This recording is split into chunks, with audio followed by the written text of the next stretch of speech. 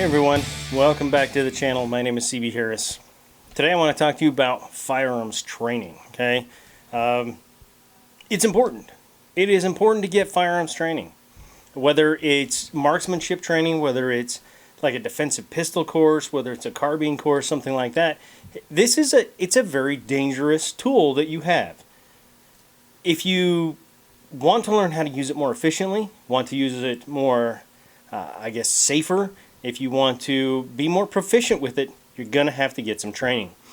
I highly encourage people, absolutely, get some training. Now, yes, you can look here on YouTube and you can get some good information. You can get some bad information as well. None of that is going to compare with getting actual instruction from an instructor, talking to you, giving you feedback on what you can do to improve. So, how do we get training? And how do we make the most of it? Really, because it's a lot of money, and you don't want to waste your money. You want to get the most out of it that you possibly can. So these are just some things that I've seen as far as observations that I've made to make your training better for you, to get the most out of it, and to probably remember the most when push comes to shove, I guess. So let's start out with, what are you going to do? What kind of training do you want to get?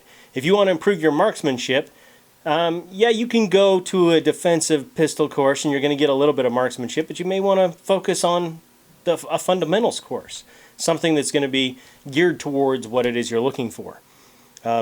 Obviously, if you want to learn how to defend yourself, a defensive handgun or a defensive carbine course is probably going to be your better bet.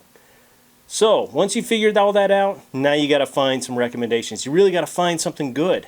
Now, you could go to one of the big names, okay? There's the Travis Haleys, there's the Kyle Lambs, there's Chris Costas, there's all these big names, and you could go to one of those places. Absolutely, you're going to get some good training if you do.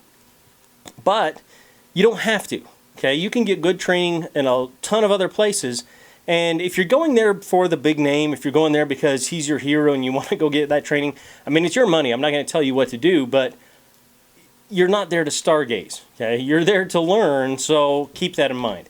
Also, you're probably not going to get instruction from that person 24/7. That's just not the way it works.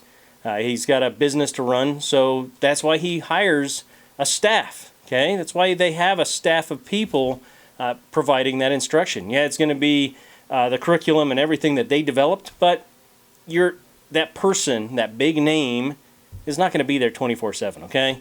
So you're there to learn. You can absolutely get great training from those people, but you don't have to go to one of those places to get great training. You can also get training from people like John Weiler and Dan Miller and Brian McHugh. Absolutely. All those guys, they're lesser known names. You can probably find a couple hundred different great instructors in the United States. I guarantee you can find somebody near you who is providing you with some good training.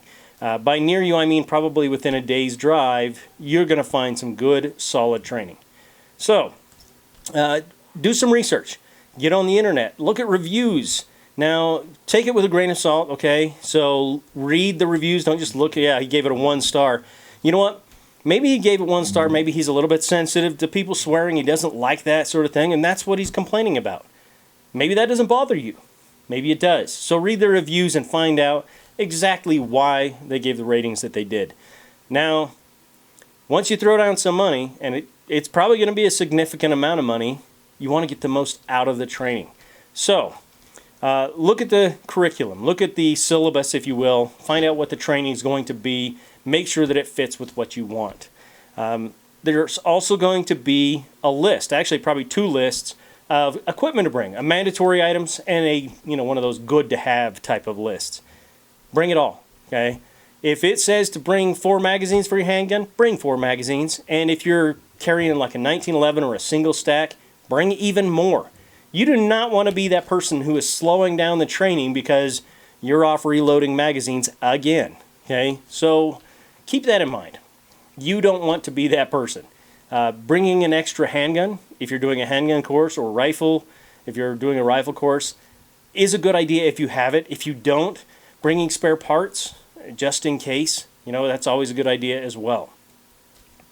Definitely bring extra ammo. Okay, if it says to bring 500 rounds, I would bring an extra 100 rounds, just in case. You never know. Maybe you're having troubles with a certain, type of the training, a part of the training. Who knows? If you ask, you might get a little extra range time. You might be able to get some one-on-one training. If you don't have the ammo, it's not going to help you at all. So definitely bring a little bit of extra when it comes to that. Now, this is kind of one of those things that I don't think people really think about, but talk to your fellow students. Okay, talk to the instructors. If you're taking a break, talk to people. Don't just sit off and drink your water and, wait for it to start again. Talk to people. Yeah, I know this isn't social hour, but you know what? And you're probably not looking for a new best friend, but you never know. You might just meet a new shooting buddy. I don't know.